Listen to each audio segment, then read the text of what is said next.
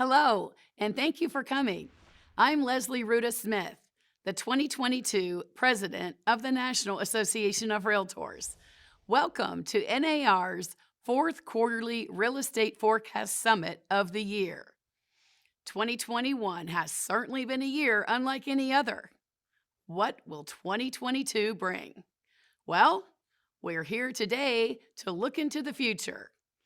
We don't have a crystal ball, but much of the success realtors had in 2021 is thanks to insights from rigorous economic research and analysis. So today, the National Association of Realtors brings together the country's top economists and experts in housing, commercial real estate, and the market. You'll hear exclusive findings and predictions on the real estate market you can't get anywhere else.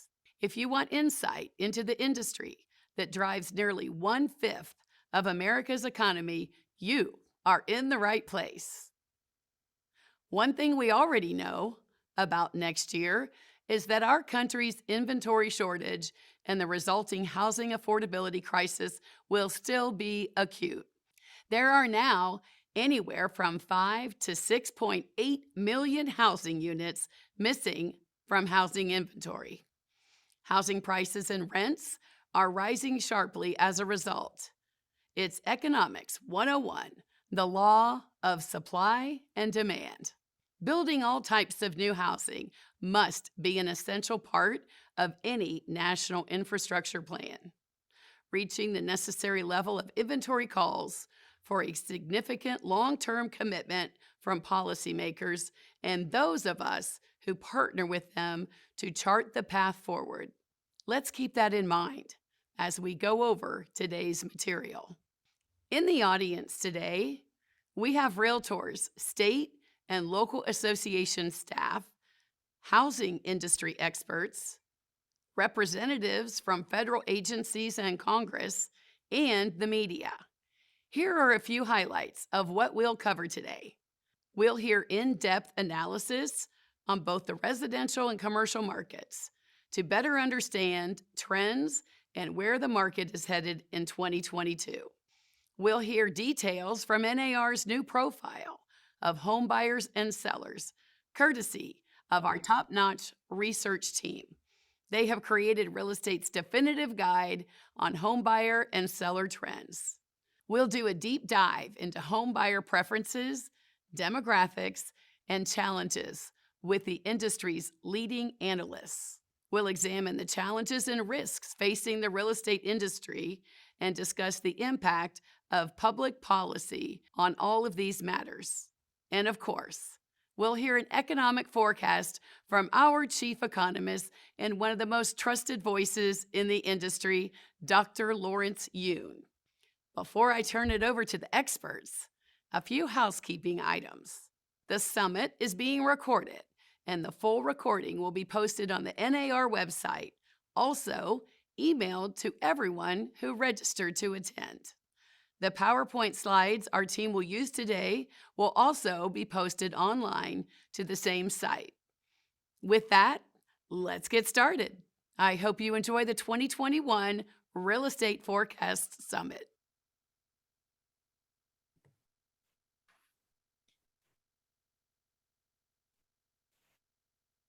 Great. Hello, everyone. And thank you, NAR President Leslie Ruda Smith. We are awaiting, I guess in about an hour, what the new monetary policy decision will be, as that will be announced soon. But also, we country greatly appreciates what Leslie has done last week, testifying in front of Congress on the importance of the Veterans Affairs mortgages, certainly important for our veterans and men and women in uniform protecting this great country. And also I want to thank the sponsor of this year's event, the Center for Realtor Financial Wellness. We certainly want to assure that the healthy real estate market also translates into healthy financial condition for realtor members. We're going to kick off with a keynote speech by Todd Richardson. Todd Richardson is the Deputy Assistant Secretary for Policy Development and Research at HUD. We all know the importance of HUD in the great housing market arena. And there he has the research team with approximately 145 staff members doing funding allocation formulas, neighborhood stabilization. His work has been instrumental in some disaster events related to Hurricane Katrina, Hurricane Sandy. So now I want to turn over to the keynote speaker, Deputy Assistant Secretary Todd Richardson. Lawrence, thanks for having me and for that introduction. It's great to be with you today. I'm happy to send along greetings on behalf of Secretary Marcia Fudge and Deputy Secretary Adrian Todman. They are a great combination at HUD. Both have been challenging folks at my level to be more innovative and to think outside of the box and to be less bureaucratic. We had a housing affordability crisis before the pandemic, and as some of the later speakers are likely to show, the pandemic has made that problem worse. To solve this requires innovative and out-of-the-box thinking. It also requires that we understand what is going on, and that is where all of the later panels are helpful. I'm going to go over what we're doing at HUD to address the ongoing housing shortage and how the Build Back Better plan that's pending in Congress plays into that. So let's first talk the demand side. With the tight housing supply these days, we've heard about instances where you have cash buyers jumping in front of potential homeowners that just needed a little help getting their down payment together. So the Build Back Better plan has an important program aimed at just that population called the First Generation Down Payment Assistance Program, which has more than $13 billion in formula-based grants, competitive grants, and housing counseling, plus another parallel program with home buyer loan subsidies for the same population. Since those are brand new programs, it will take some time to get them up and running, but $13 billion will clearly go a long way towards helping people who just need a boost to get over the final hurdle to homeownership. Another big increase is $22 billion in new funding for housing vouchers, including a significant percentage of that aimed at addressing homelessness and domestic violence. For folks eligible for housing assistance, rents are certainly outpacing their income growth. So subsidy needs are greater than ever. I don't need to tell this group that our problem right now is supply. The number of homes vacant for sale or rent has plummeted during the crisis. We already have been struggling before the pandemic to only 8 units of net new housing supply to 10 additional occupied housing units. My read on the housing vacancy survey data of the last 2 years is that even with increased production of housing, there have been less than 6 net new additions to the housing inventory for 10 additional occupied housing units. We've been tapping into the vacant inventory for some time now, but there are reasons we have a lot of vacant units off market, and clearly moving them onto the market is driving up the cost of housing quickly. We need more new housing production to meet demand. Thankfully, Build Back Better also has several major investments on the supply side to help get a handle on the rising cost of housing. That'll help both home buyers and HUD itself, since when housing costs less, HUD demand side assistance can go further and help more families in need.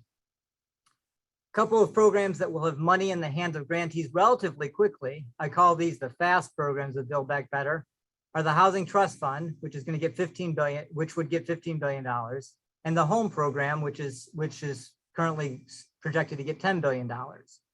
Those are substantial new resources for state and local governments to support new construction and related projects, which we all know are badly needed. One BBB program that I think NAR will be particularly interested in is called Unlocking Possibilities at nearly $1.7 billion.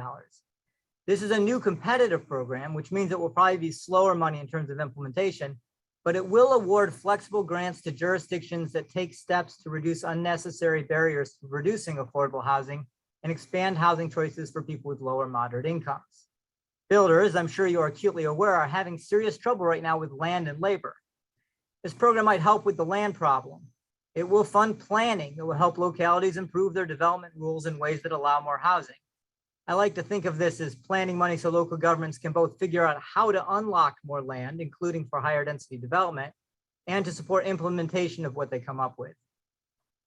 Given time constraints, I won't get into a lot more detail, but I'll just note that there are some other comparatively smaller programs in BBB that help on the supply side, like $500 million in CDBG for manufactured housing and some amount for community land trusts.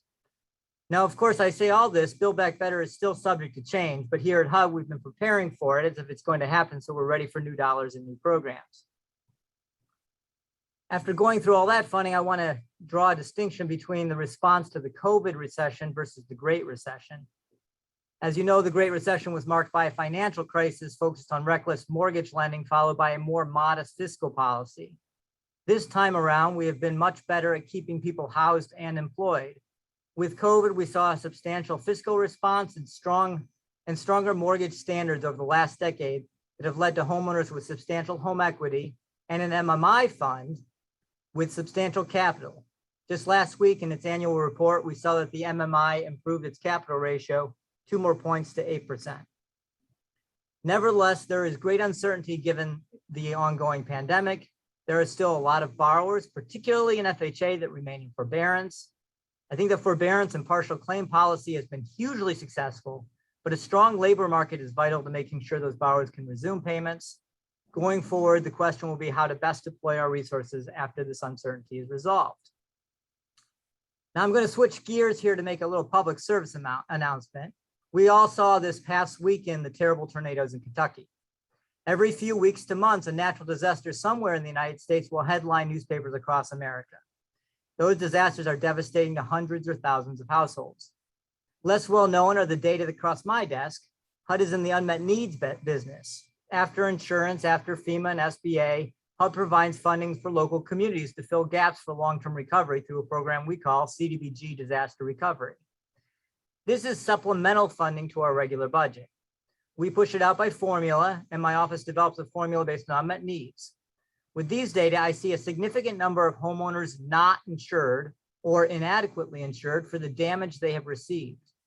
In 2020, the data I have showed 18,000 homeowners with serious damage to their home who were without insurance for the damage they incurred. In 2017, Hurricane Harvey alone had over 50,000 uninsured homeowners with serious damage, mostly because many lived outside of the 100-year floodplain. I won't go into the details here, but all of the research I see shows that not being insured for the damage incurred results in very slow recovery and effectively wealth reduction. I think it would be cool if folks understood that they might consider a bit more insurance, not just the required insurance to protect their homes. I personally buy flood insurance, for example, even though I'm not even close to a flood risk area. So that's into my public service announcement. One last thing before I close. I'd like to shout out NAR's leadership on the Black Homeownership Collaborative that aims to create 3 million net new Black homeowners by 2030. I know Secretary Fudge was in Cleveland this past June to participate in the launch of that initiative that will be so critical to addressing long-standing equity issues in homeownership. HUD is also part of a new interagency task force on property appraisal and valuation equity that's aimed at addressing unjust situations where you have the same property being valued differently depending on the owner's race. We also have been doing research on consumer reporting to see if there are new ways that could help the millions of people, often in minority communities, that have little or no credit history and are essentially credit invisible, which makes homeownership that much harder. And finally, HUD is working to implement the president's executive orders aimed at making sure equity is an integral part of HUD policy and decision-making. So as noted in the beginning, HUD's secretary wants innovation. I want to close on the topic of innovation during this crisis. One innovation has been exponential rise in the availability of fast data. FinTech companies have opened their data safes and are producing all sorts of interesting and useful data for us to see what's going on in real time. The Census Bureau's Pulse survey has been enormously useful, producing survey data results from a massive sample, not 1 year from when it was collected, but 1 week. I'm looking forward to hearing the other folks on the panel because I'm sure many of them have innovative new analysis using these incredibly powerful data sets. And with that, I'll hand it over to Lawrence, and I look forward to hearing what he and your panelists have to say. Thank you. Thank you very much, Deputy Assistant Secretary Richardson, for the policy priority at the HUD. Certainly the country is facing a housing shortage. So the focus on supply as well as on the affordability is certainly important. For the audience, the way the summit will be run is the following. For the next 10 minutes, I will provide how the year has fared and what I anticipate will be happening next year, along with the consensus forecast from this year's panelists, which we have 15, and also past year's panelists. So they're all engaged. Every year we try to bring a new set of speakers. And then we will go into panel discussion. Given the limited time frame, it will sound as fast-paced, so please bear in mind. So let me go into the data for this year and what we can anticipate next year. So first, as I try to move the slide with my clicker, hopefully it's advancing. Okay. Since it is not advancing through my clicker, I will ask the person to go ahead and advance the slide for me. If you can upload the slide. I'm here in Washington, D.C. Today's weather very nice for winter. So as they are uploading the slide, please bear with me. And it's about 55 degrees outside, sunny day. So waiting for the slides to come in. Well, I know some data off my head, so let me go ahead and begin. So as we know that 2020 last year, when the ugly virus reached the American shores, it flipped our life upside down. But one positive silver lining is that real estate really took off. So 2020, amazingly, even with high unemployment, home sales actually grew. And then we had the multiple offer situation. And let me see if the PowerPoint now works. So next slide, please. Okay, so let me first start with the economy. So the unemployment rate that was recently released shows that we are at 4.2% unemployment rate, which matches March 2020, right before the virus arrived. So the economy is implying that we are back to normal, or at least the unemployment rate component of the economy. But the next slide shows that rather than count the number of people who are unemployed, if we look at people with jobs, how many people have jobs? We are not back to normal. We are still shy by 4 million jobs. With each passing month, more jobs are being created. In the past couple of months, somewhat light, disappointing in terms of job creation number, even though it's positive, but we are not back to normal. And next slide shows the clear variation among states. We have only 4 states today with more jobs now compared to March 2020, before the pandemic occurred. So Idaho, Utah, Arizona, the mountain regions state, along with Texas, if we round up that small decimal points. So it's positive. Then you see the remainder states, which are negative, which means that they're not back up to normal yet. The lighter color shaded area is showing that decline right now is very minimal. So in a few months, say in Georgia, Alabama, or the Carolinas, it looks to turn positive in a month or two. The darker shaded area is showing larger employment decline compared to other states, particularly say Hawaii, New York, Alaska, they are down more deeply compared to the rest of the country. Next slide. Now let's go into the housing numbers. So pre-pandemic is the first half of this chart, which shows that in hindsight, not that interesting, little increase here, little decrease there. The second half of the chart is what has happened since the onset of the pandemic. Not only did the interest rate decline, which is a big factor for home sales, but people are saying pandemic itself, I need a larger size home. Office workers' ability to work from home, they're leaving the apartment and going into single family housing or single family rentals. So we have seen a surge in home sales activity post-pandemic. Next slide shows the annual numbers. So we still are counting up the November figures and December figures. But once all the data are in, 2021 would be the best annual home sales all the way since 2006. So this would be the best in 15 years or 16 years. I'm not sure how to do the math here, but best since 2006. So last year was, terrific. This year actually outdid last year.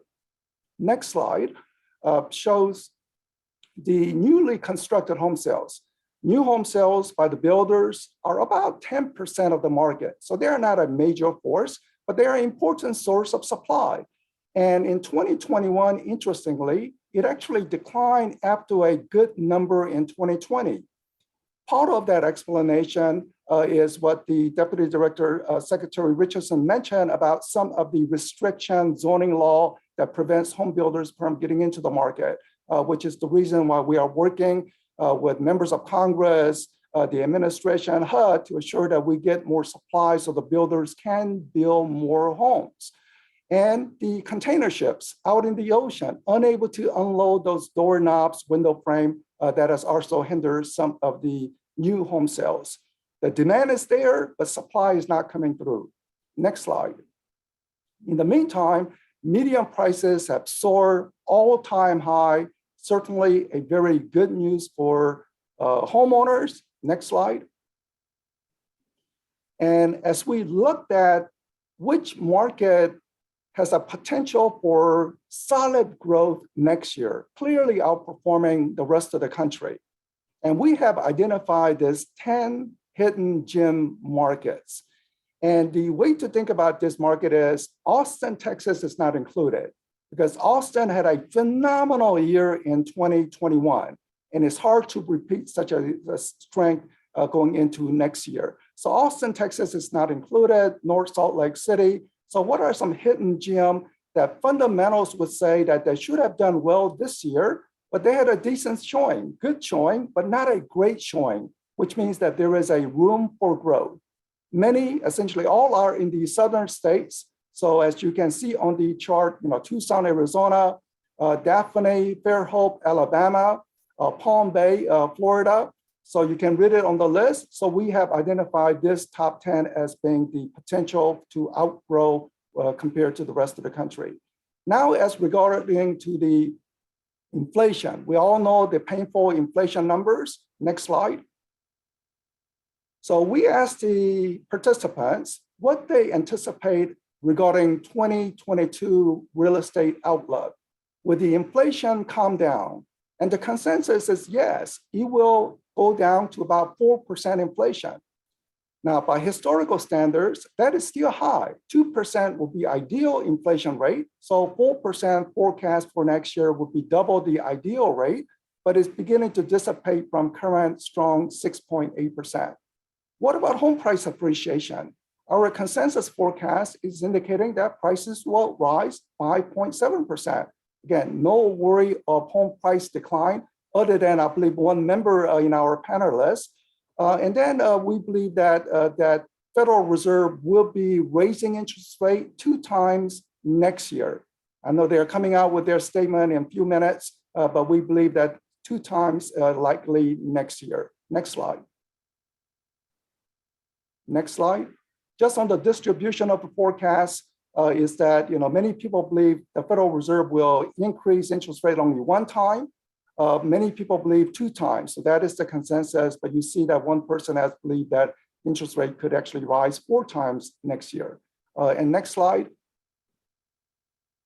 is the expected home price change. Most people believe that it's gonna be between 5 and 8%. But there are 2 individuals who believe that prices will rise at 12%. I mean, another double-digit rate of price appreciation. So this is what our panelists are believing. But as you can see, we have 2 panelists also believing that prices would decline next year. Next slide. So the panelists, you can read it at your leisure, but thank you for listening on what has happened and what we are anticipating on a consensus basis. Next slide.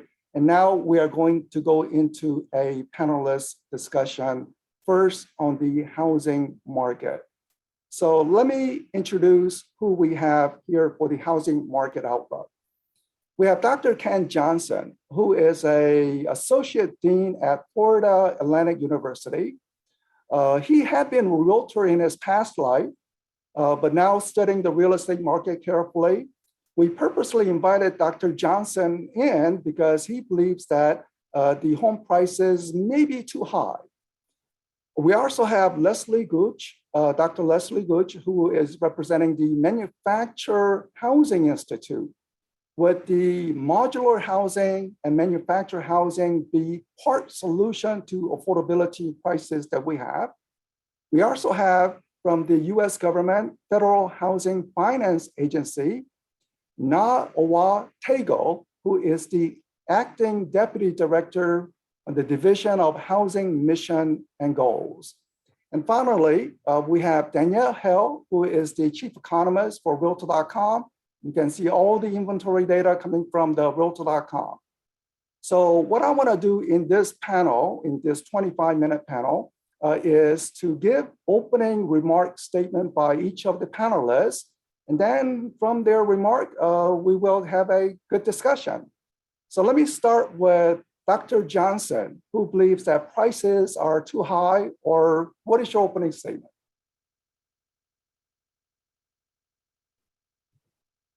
Sorry, glad to be here, everybody. Thank you, Lawrence. As Lawrence said, I am a former real estate broker. I practiced from the early 80s through the mid 90s and left and shuttered my business and went back to school to pursue a PhD in finance. My research is all related to housing and housing markets.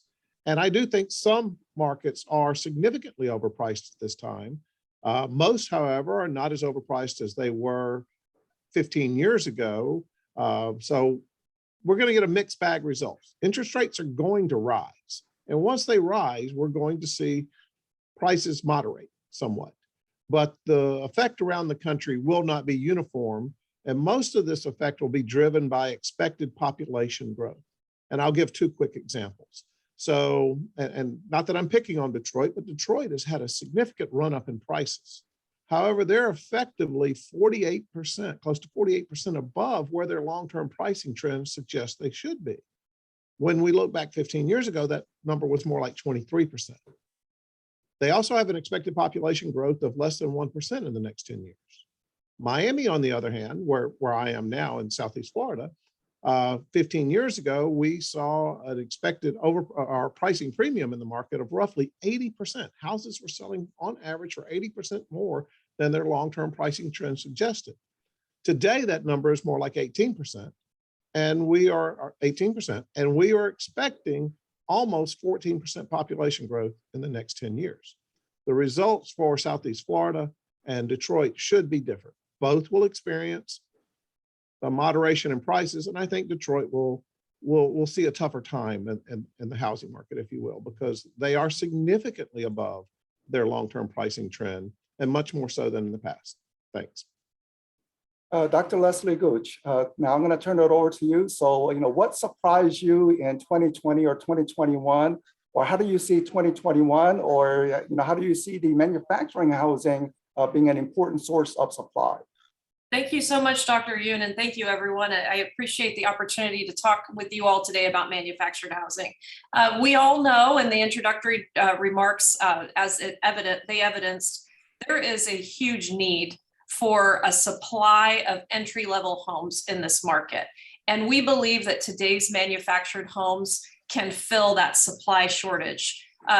What we saw in 2020 and 2021 is that more people are looking for a place to call their own. While rents were increasing, there was a significant demand for people to have their own four walls and to have their own home with their own outdoor space, space for work and other things. And so in the manufactured housing area, we are producing homes like the ones you see behind me that people really are excited about and want to call their first home.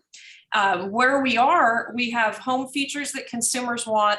We are the only type of housing that is built to a federal building code, and this covers health, safety, energy efficiency, and durability. For the first time since '06, we are at a place where we expect to construct over 100,000 homes this year. So we're excited about the consumer demand. We're excited about the opportunity that we have to bring quality home ownership opportunities to more and more consumers. We're also excited about some research that was recently done by LendingTree about how the homes appreciate in value. We have to overcome that stigma. When you look at the quality of our construction, some people think that we're talking about grandma's trailer, and that's clearly not what we're producing today. But also, LendingTree did an analysis, which was in Realtor Magazine, that showed from a 5-year period, 2014 to 19, the median value of manufactured homes increased by 40%, which is 6 points more of an increase than what we saw in the site-built market. So there's a real consumer demand.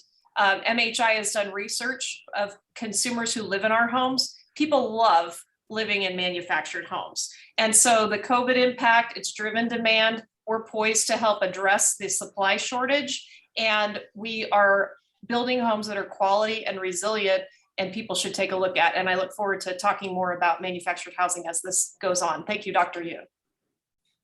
Now to Director Tagle, who works at the FHFA, Washington, D.C., filled with acronyms, but our members are clearly aware of the importance of Fannie and Freddie. So FHFA regulates Fannie Mae and Freddie Mac. Director Tagle looks at the Housing Goals Mission. So whether you want to talk about that, or we had President Biden nominate Sandra Thompson as the head of the FHFA, and we'll see how the confirmation process moves along there. So your opening remark. Thank you. Really appreciate you inviting me to be part of this panel. And I'm going to take a slightly different perspective and just talk about what we are focused on for Fannie Mae and Freddie Mac for next year, sort of the priorities that FHFA has established for them. So of course, the context, as a number of people have mentioned, is very rapid house price appreciation. We're seeing from our HPI index that house prices are at historic levels. We also monitor kind of increases in rental rates. We see very sharp increases in rental rates this year after the decline over the pandemic. So we are very concerned about affordability. And so our focus for the enterprises next year is to continue to support, really provide robust support for that section of the market, for affordable homes, and doing it in a sustainable way. So part of that, as you know, one of our major ways of communicating, our vehicle for communicating our priorities, is our conservatorship scorecard for Fannie Mae and Freddie Mac. We have 2 priorities next year. The first is really ensuring sort of sustainable, equitable access to both homeownership and rental housing. And the second is operating the business in a safe and sound manner. And under that first objective of sustainable and equitable housing, we're looking at a number of items, some of which would have to do with things like improving just modernization and efficiency. So things like appraisal modernization, right? Learning from some of the flexibilities that were put in place during the COVID pandemic. These are things we want to leverage going forward to make it more efficient to get people into homes.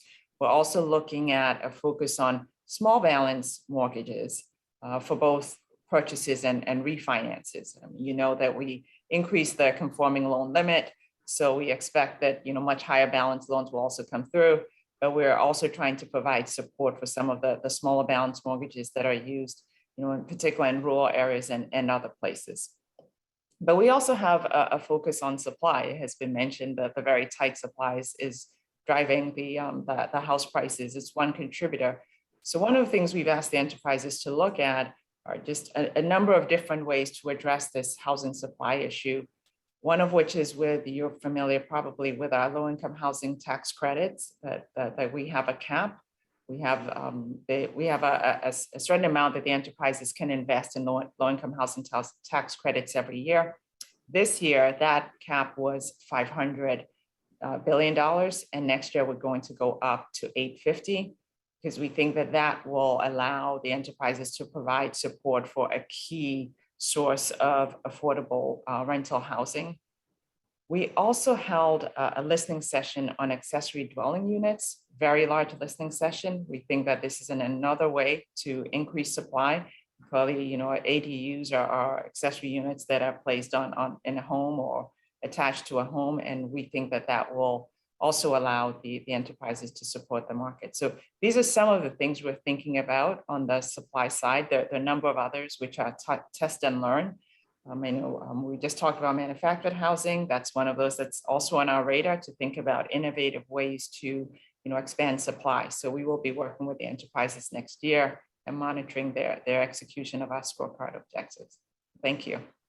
Well, thank you, Director Tagle. And on behalf of our members, we want to thank FHFA for raising the loan limit, something our members have clearly said with rising home prices. People do not want to be placed in a jumbo loan and pay higher interest rate or come up with 20, 30% down payment to get a loan. So that has certainly provided some relief in the high cost regions.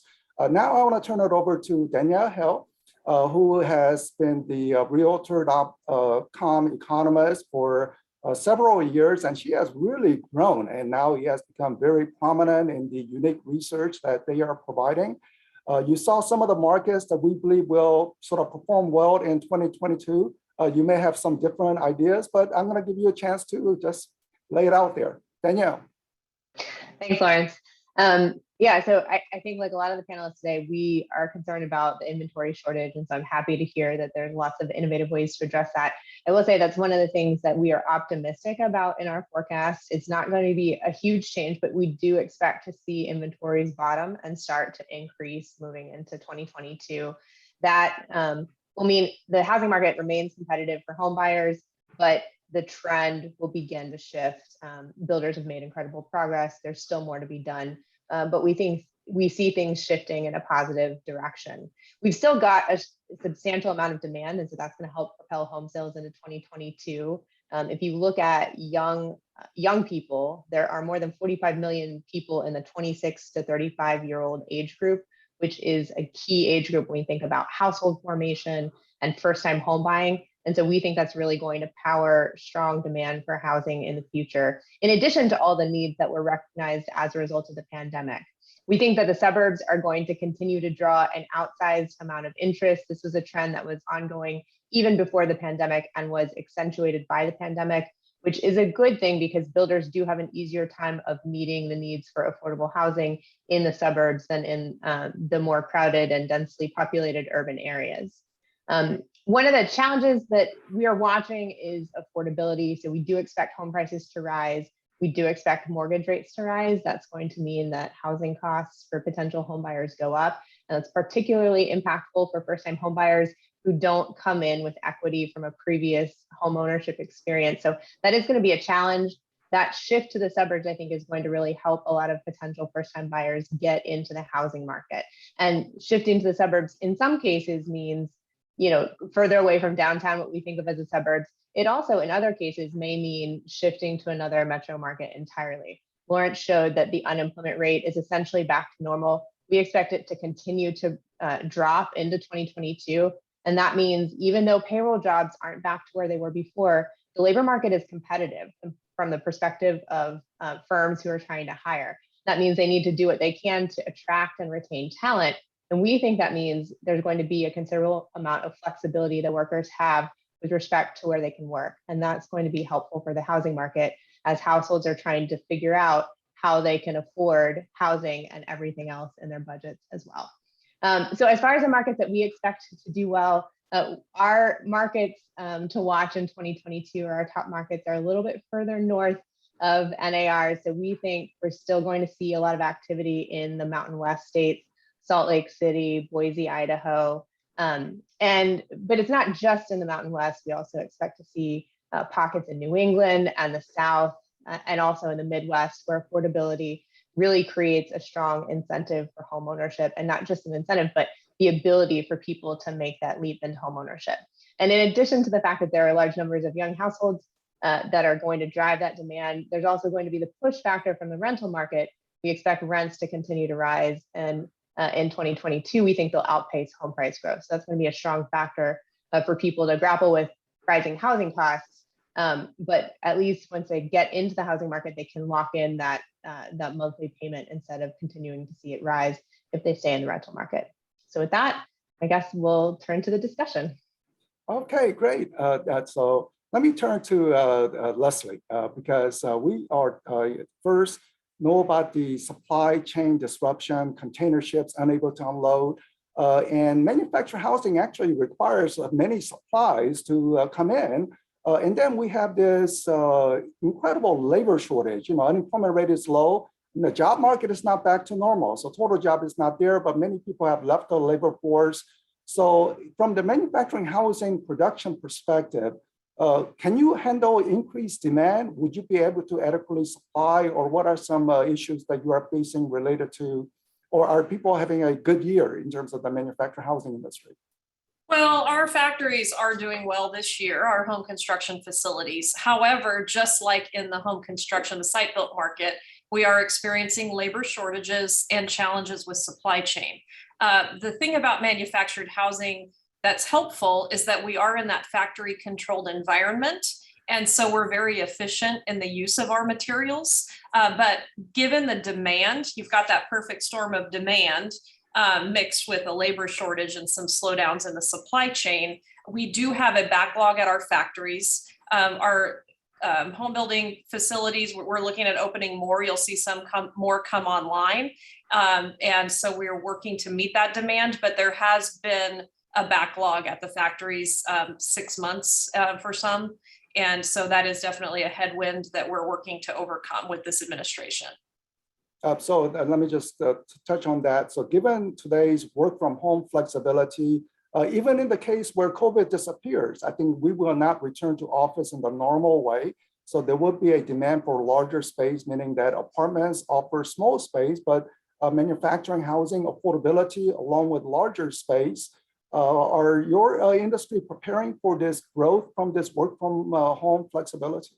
That's where much of our demand is coming from. And the other thing that I want to make sure that I point out to you about our homes is that the homes have today's features. So when you talk about a smart home and the things that people need to work from home, that's what we offer. Oftentimes in the conversation about affordable housing supply, we're talking about very, very old homes that have been refurbished or rehabbed. The thing that we can offer that's really driving consumer demand is that this is a brand new home with the features that today's consumers need. And so that's definitely been driving the interest in our homes. Director Tagle, now going into the financing of affordable housing, which manufacturing housing clearly provides. So you are indicating that Fannie and Freddie possibly could provide some funding. Is it for, that would require having a home along with the title to the land, or what is your vision regarding financing of the affordable housing through manufacturer? Yes, that's right. So right now we are not looking at personal property. This would be with a title to the land. So that's what they've had in place before. And I think one enterprise, Fannie Mae, had broader credit policies for those types of loans, and Freddie is now matching Fannie's policy, so that will increase the ability to deliver those loans to the enterprises. Because our members are clearly interested in the business opportunity. We know that some of the commercial developers provide the land and lease the land space for people who want to have the modular housing there and pay the rent on the land use. Leslie, you had your hand up just to finish up on this topic. Yeah, I just wanted to point out a couple of things. First of all, about 75% of our homes are financed as personal property. And there are a lot of reasons for that. The beauty of manufactured housing is the application of it. You can actually place it on private land that's already owned and only take a loan on the home portion of that. You can also it's a hybrid home ownership model. A home can be placed in what we call a land lease community, where you're leasing the land, but you have all of the flexibilities of owning your own home. And so we love that there are these options out there. And so we do think that the government financing programs should support these options. We are pleased that the Biden administration has announced that the FHA Title I program for personal property loans is an area of a priority for them. They've made some updates to that program for personal property loans so that people can do what we see in the market, which is take the loan on the home, but not encumber the land.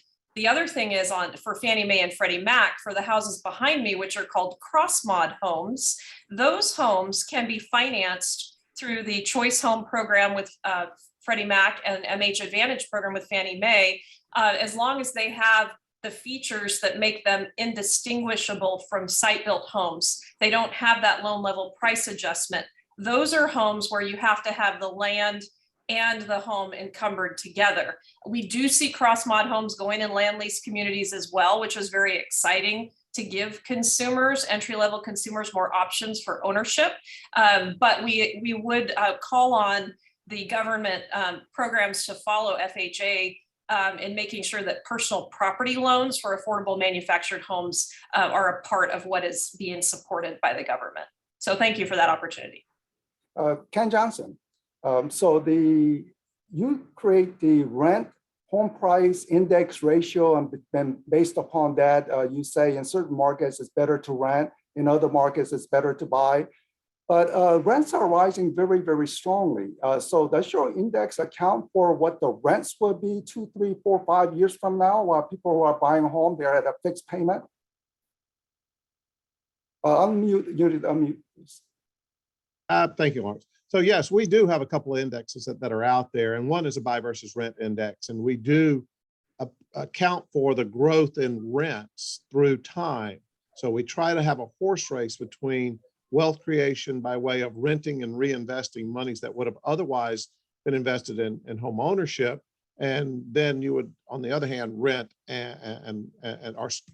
buy and build equity. So which way do you actually invest in the stock market and bond market and rent, or do you own and build equity? So which way creates more wealth? The truth of the matter is the differences are pretty small either way. The third option is to rent and spend the extra money on beer and cookies. We don't recommend that, but renting and reinvesting on average wins around the country. So in particular, when we're at this near the peak of the current cycle, it doesn't always seem wise. And I keep in mind, I said doesn't always seem wise to buy near the top of the cycle when you could be renting and reinvesting. Both are forms of savings. You have to think of yourself as a buyer. Do you have that monastic discipline to continuously put that money aside and invest it? Or are you comfortable doing that? We're not against home ownership. Just pick one of those two. Either way, you're saving.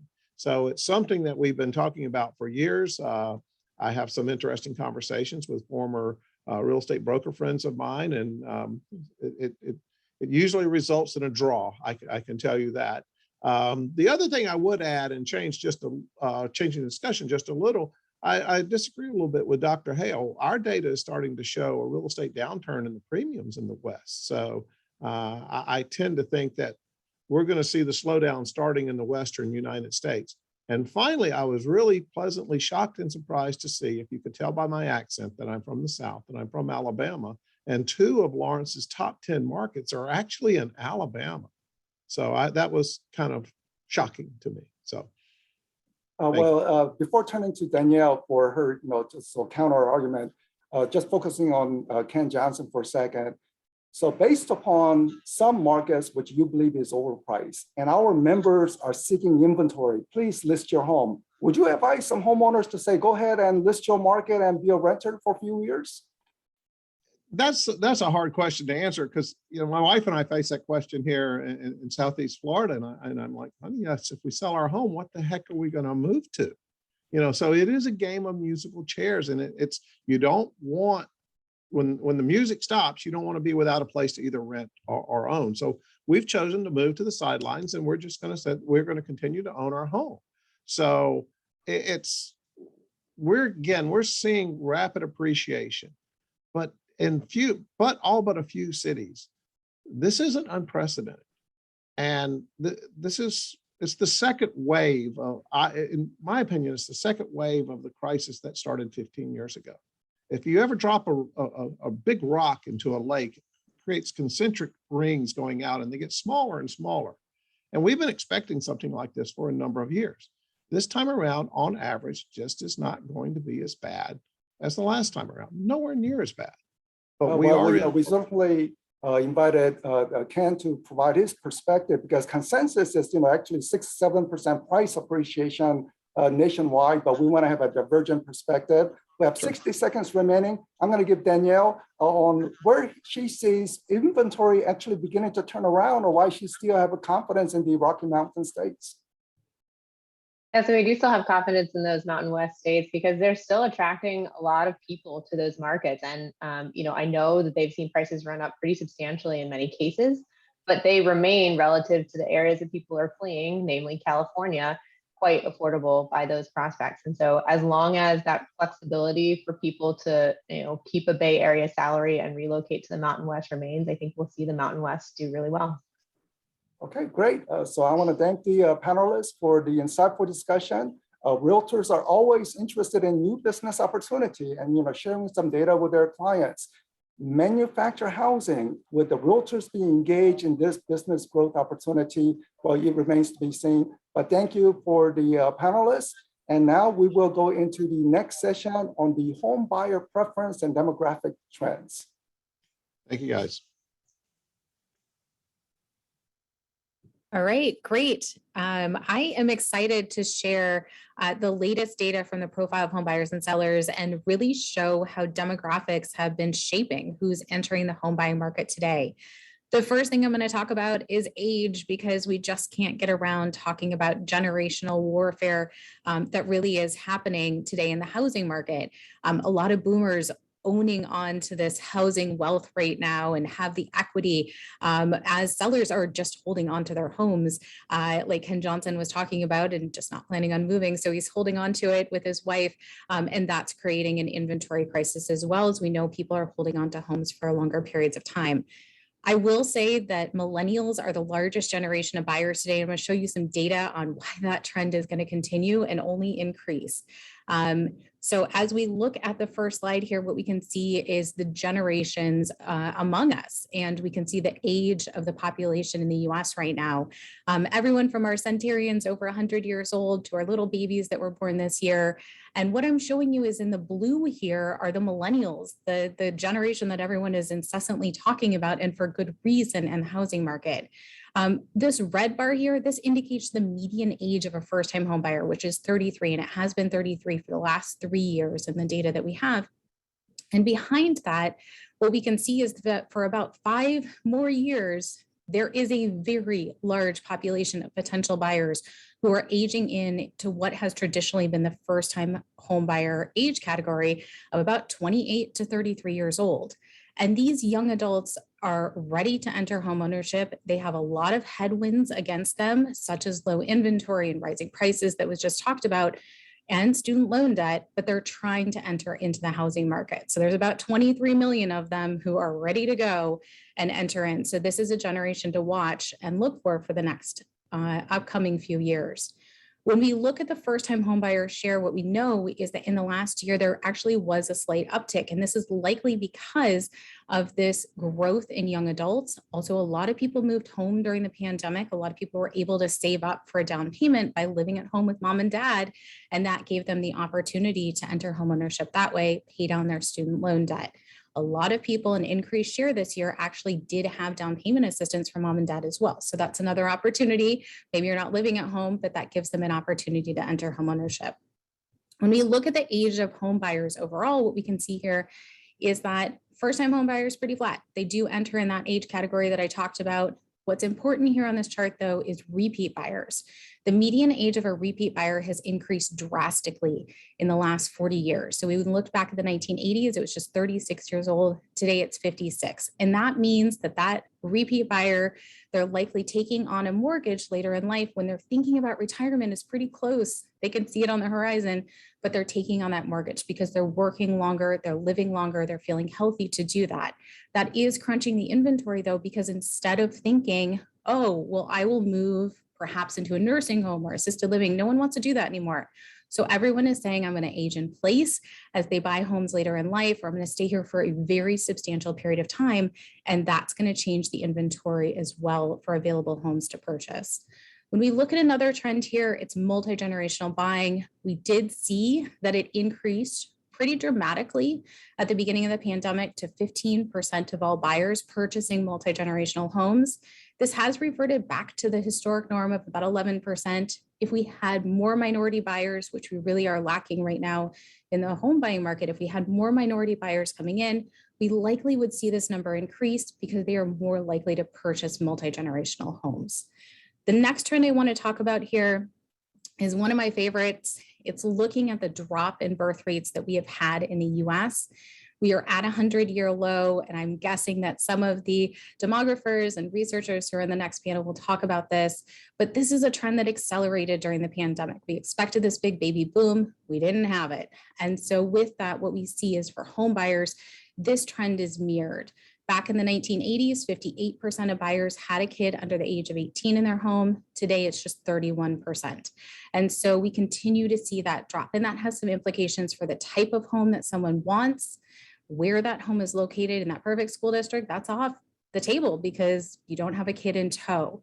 The other thing that we see here is that having a child or having a second child, often an impetus to purchase a home, need a larger home in that perfect school district, or actually an impetus to sell because you're downsizing, and all of those factors then are removed. The next trend to show you here is the drop in marriage rate. So back in the 1960s, more than 70% of American adults were married. Today, just about half of American adults are married. And that trend is really mirrored here as well among first-time home buyers. And what we see here is that back in the 1980s, 75% of buyers, first-time home buyers, were married couples, and today it's just half. On the flip side of that, what we see is a rise in singles in the market, especially single women, really killing it in the real estate market, making financial sacrifices, but getting in there. We also see a rise in unmarried couples, and we see a rise in roommates. So people pooling their funds in different ways to enter homeownership and really valuing homeownership and saying, I don't want to rent anymore. I want to take advantage of low interest rates. I want to be able to enter, but maybe I do have to pool my funds with someone else to be able to do that. So a Golden Girls phenomenon, essentially. The last thing that I'll say here, and this is not demographics, but this is incredibly important when we look at the profile of home buyers and sellers, is how in the world does the agent relate to this? And what we see is that buyers are saying they want an agent, they value an agent, they want to use someone that they trust, is honest, has a great reputation, and will help them navigate this transaction in this very complex and complicated market. And we see this especially even for youngest buyers. They're using agents at higher rates. And if we look at sellers, what we see here is that sellers want an agent by their side. They want someone to get them a competitive price, sell within that specific time frame, and find the qualified buyer for their home. FSBOs for sale by owner, it's just 7% of the market at a historic low today. iBuyers, it's a statistical zero. We just don't see it in the data for people who want to go on and buy another home. So those are some top highlights from the report. You can grab it as a member for free under Right Tools right now. It is available to all members, but I'm going to scoot along and I'm going to intro the incoming panel here, which I'm really excited to do. Joining us today, we have a lot of demographers and researchers. The first person I'm going to call up is Andre Perry. He is with Brookings Institute, and that's going to be great. We also have E.C. Roman, who is going to be joining us. He is from MetroSite and from UC Berkeley. Many of these researchers having two designations of where they are from. Richard Fry from Pew Research Center, Lori Terwinski from AARP Public Policy Institute, and Vanessa Perry, also from Urban and from the George Washington University School of Business. So thank you, everyone. And with that, I'm going to start with Andre Perry. So what in the world are we doing with demographics right now? You just authored a great paper that looks at race and it looks at home buying and equity that's earned. I'm not sure if you want to touch on that or if you just want to talk about the 2021 real estate market and what we have in store for 2022. Yeah, and we actually saw some bright spots, a few bright spots that really exemplify what we can do with policy to increase home ownership and increase wealth in this country. During the first couple of quarters, we, as with many millennials, we saw a spike among Black millennials, particularly Black women purchasing homes. And certainly, as you mentioned, people were able to save more, people were not using their discretionary income for bars and clothing and such. But something else occurred that that positively impacted Black people, and that was the freezing of the student loans. And you started to see people actually take advantage. And I just wanted to say that because it's still the wealth gap that really throttles Black people's ability to purchase homes. You hear time and time again that families simply do not have the down payment that generally comes from intergenerational wealth. And so my work is, and I'll just briefly touch on this, my work really not only looks at improving conditions for potential buyers, but it looks at the wealth that's been extracted from current homeowners.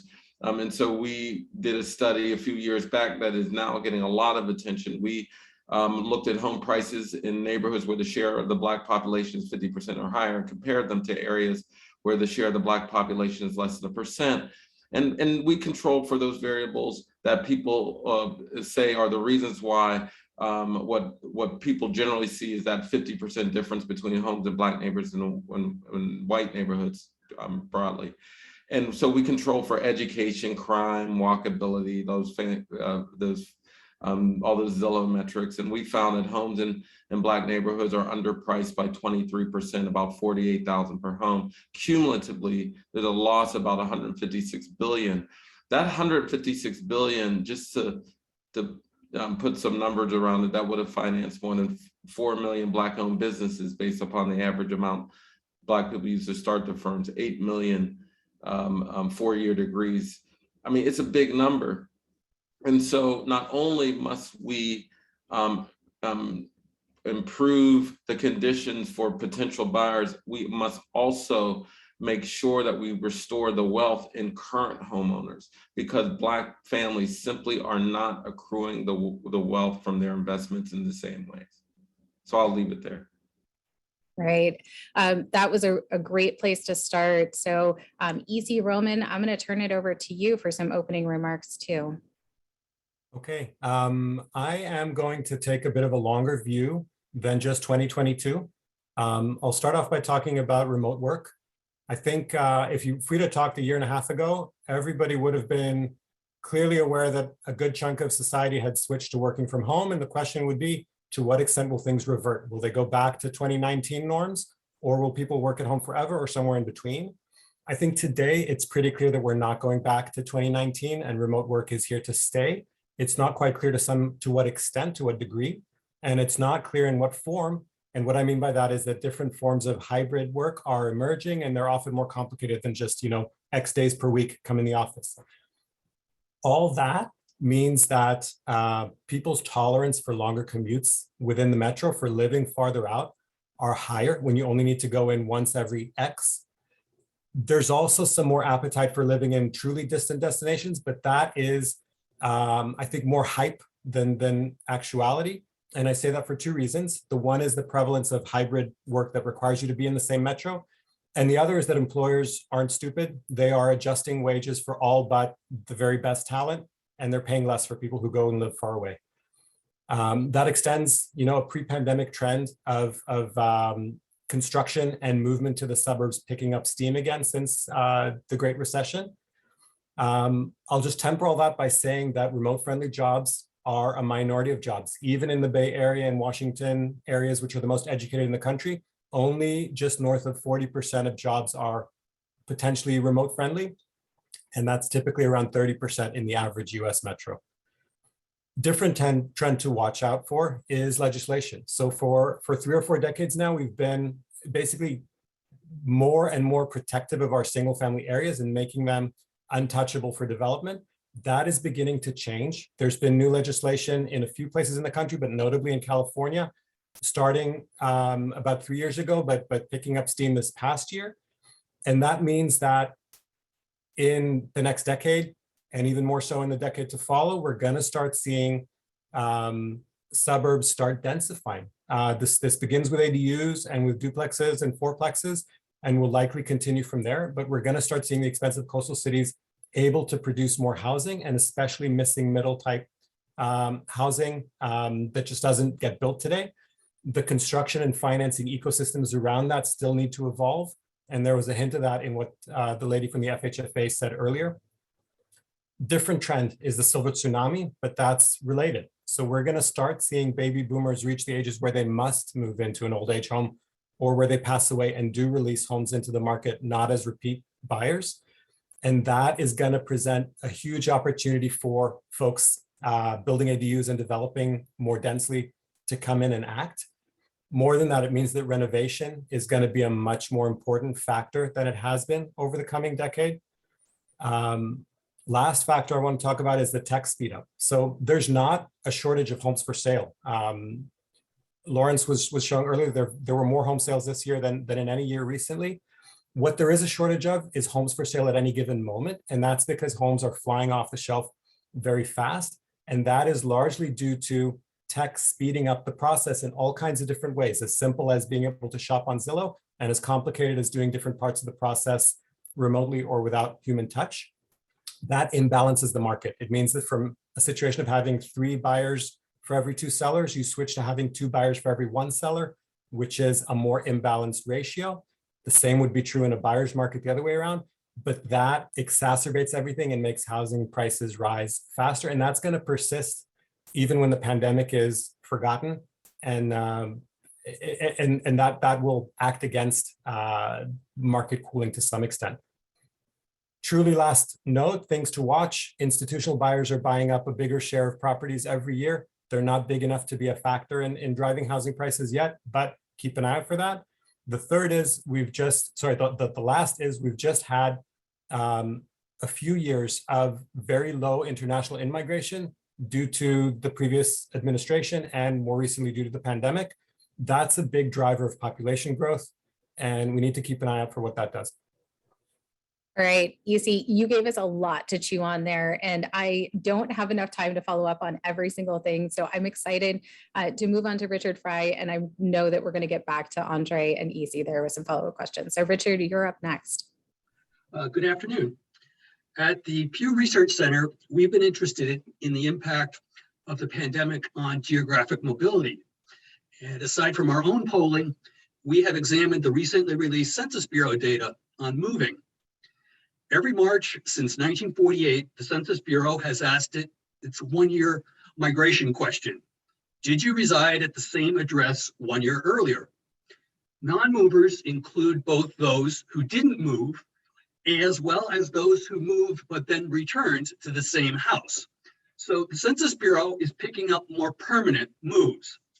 Now, the pandemic messed up the data collection in March 2020, so I can't compare 2020 to 2019, but what I can compare is I can compare moving during 2020 to the years before 2019.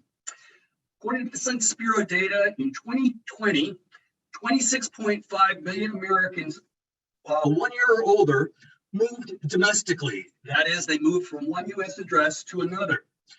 That is the lowest number of domestic movers on record back to 1947. As a percentage, 8% of the population moved domestically during 2020. In 2018, 9% moved. And back in the 1960s, routinely 1 in 5 Americans, or 20% of the population, moved. So geographic mobility has been steadily falling, and the pandemic does not appear to have interrupted the trend. Age-wise, young adults are the most likely to move. And so the aging of the population is contributing to the decline in residential mobility. But just looking at young adults or any particular age group, domestic mobility is falling.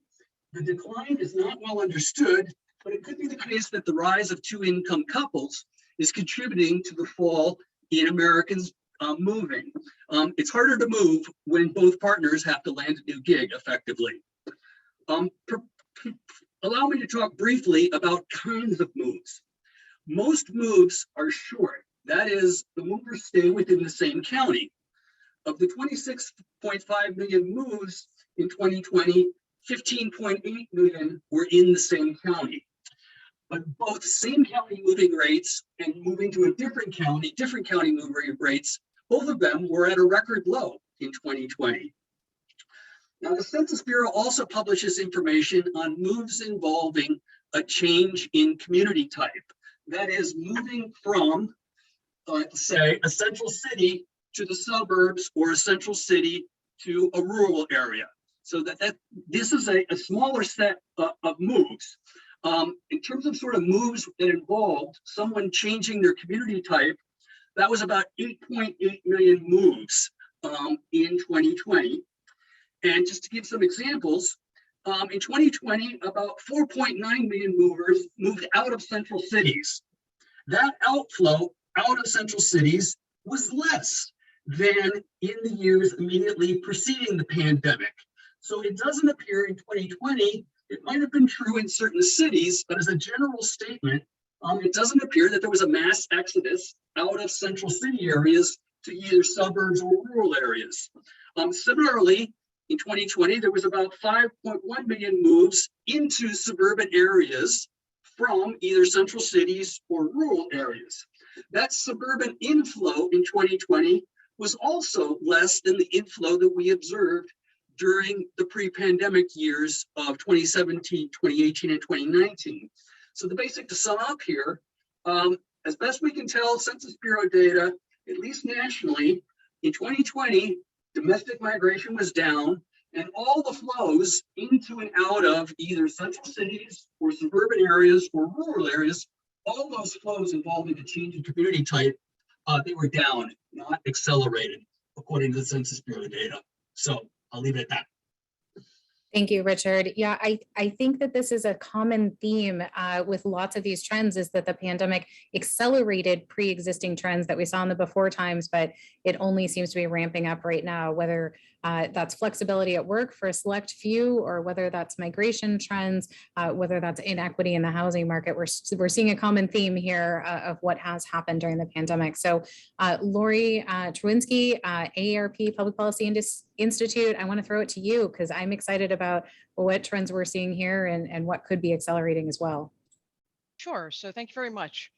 One of the things I wanted to mention is that home ownership rates tend to increase with age, and that has been the case for many years. So it's not a new phenomenon that older people, a higher percentage of older people own their homes than younger people. And I will also add that for all age groups, the home ownership rates peaked in 2004. And no other age group has reached the level of home ownership rates that existed since that time.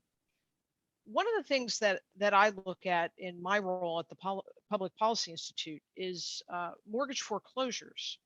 In the aftermath of the Great Recession, we did see tremendous home loss of people, for people of all ages.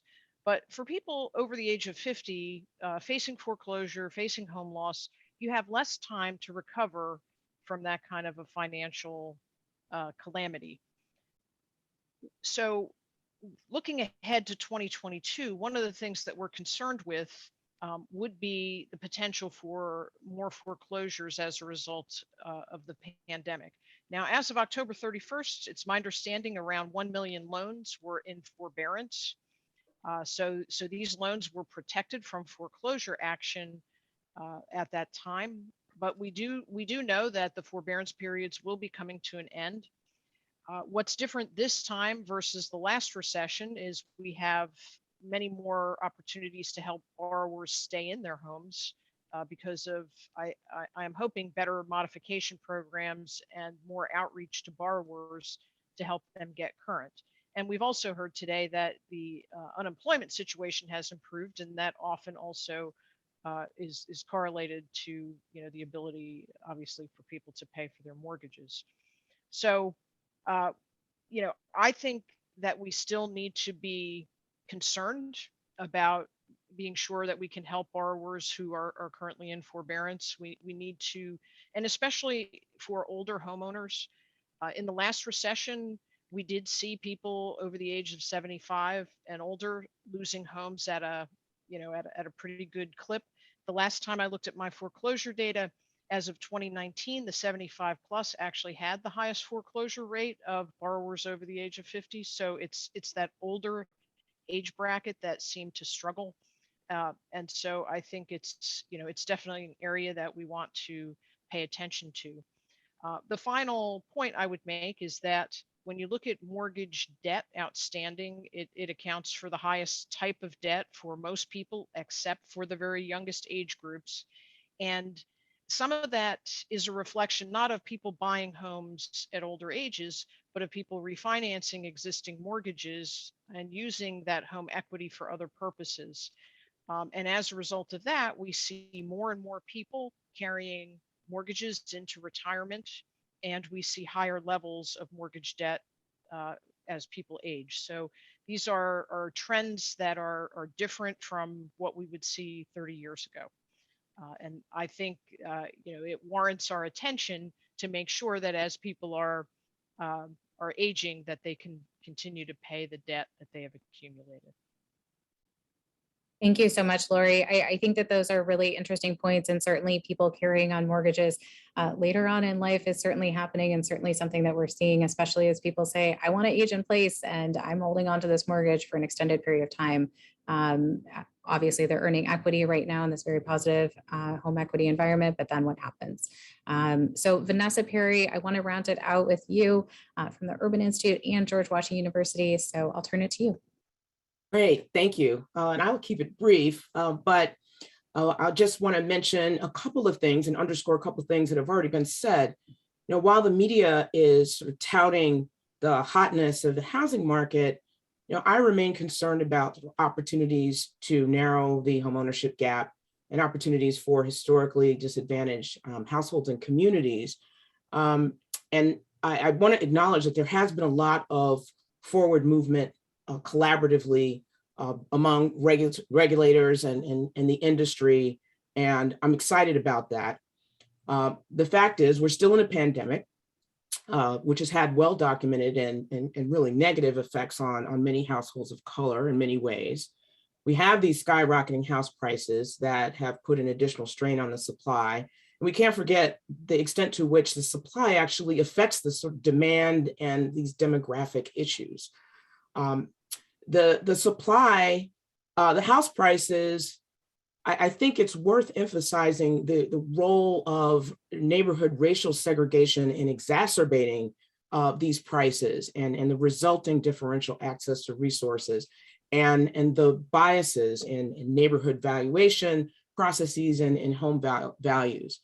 At the same time, there are significant challenges that are barriers actually to access to mortgage credit for Black and Brown home buyers, particularly because of the restrictive underwriting requirements and risk-based pricing policies in the conventional market in particular, although they're not alone. And these factors also have kind of a chilling effect on demand for home ownership. One of the things I'm particularly excited about and looking forward to working more on in the coming year, even though these things don't happen overnight, is pushing for ways to specifically address these challenges. And I'm particularly hopeful about the prospect of special purpose credit programs and to be able to develop those in a scalable way that can be targeted based on individual characteristics of disadvantage and place-based characteristics of disadvantage and others. So thanks, I'll stop there, and very, very glad to be able to be here today and hear all these insights. Vanessa, thank you so much. And I think you brought up unique challenges as well, but where you left it here actually was what people can do and specific policy recommendations. We have about 5 minutes left on this panel, so I'm going to do a quote unquote lightning round here. I want each of you each brought up unique challenges in the housing market, whether that was mobility or potential foreclosures, to think about how can the realtors who are tuning in here, how can they take these issues and really do something in their communities, on the street, as they work with clients? What can they do to really help bridge the gap between the issue that you said and as a practitioner on the ground? So Andre, we'll go the same way around the circle. Andre, you're up first. Yeah, first and foremost, I think that, as was mentioned by my sister Perry, with no true relation, but there's a lot of regulatory change and movement happening, and I would encourage realtors to be a part of that. I've been immersed in the appraisal issues, racial disparity issues there, and the Appraisal Institute, the Appraisal Foundation, they're owning this issue and really facing it. And so I think broadly speaking, we have to look internally to say, hey, what can we do? And specifically, I will say that there's the Fair Housing Initiative program that we need to be funded if we can do these kind of tests that individuals are doing in the around appraisals. Instead of individuals doing it, we should have fair housing action centers doing it, and that can be funded through the Fair Housing Initiative program, but that's underneath the Build Back Better Act as it stands right now. So, but in a nutshell, I just say take ownership of these racial issues, and we can move forward together. All right, EC, you're up next. Thanks. So I'm gonna push the YIMBY cause. For those realtors who live in the expensive coastal cities, we are on an unsustainable track in terms of housing price appreciation. We can't expect housing prices to continue rising the way they have over the lifetimes that we've lived through, and still expect people to be able to buy homes, and still expect our kids and our grandkids to live near us if we live in those areas. In order to fix that, we have to shift from the current mode of not allowing our cities to sprawl and not allowing ourselves to build more densely in the cities either. And the better solution there is to densify, not revert to sprawling. And that needs to be allowed to happen. Nobody likes it in their house, near their house, in their area, but you gotta remind people that that's necessary. And we know what the alternative is. If you want to see what happens when you let this kind of situation persist forever, you get what I call Manhattanization, a situation where, something like 10% of homes are owner occupied by people who are exorbitantly wealthy, and everybody else rents. And we already see the coastal areas in this country going in that direction. You see renter shares of the population rising. We are headed in that direction, especially in California, and we just have to build. So sympathize, even if you don't like seeing your neighbors get a second story window that can look into your backyard. It's for the better good. All right, and Richard, what are your solutions for mobility and the other challenges you brought up? Should everyone get a divorce and then they can just get their own job somewhere else? I'm not sure. What are your solutions here? Yeah, I'm speaking personally here, not on behalf of the Pew Research Center, since we're getting into policy questions. I agree with Izzy that long term, I think there are some issues on the housing demand side, but at least right now, in the current frame of mind, it's sort of clear nationally that housing inventory and housing supply issues sort of are what everybody is more sort of focused on. And so I think sort of particularly in metro areas, I think issues of sort of what the Board of Supervisors is doing in zoning issues and zoning more for denser building is an area of concern. So that's sort of where I would sort of emphasize we probably do need more dense building, revised sort of rezoning laws in many communities to sort of alleviate, as well as affordable dwelling units in order to alleviate some of the supply issues. All right, thank you. And Lori?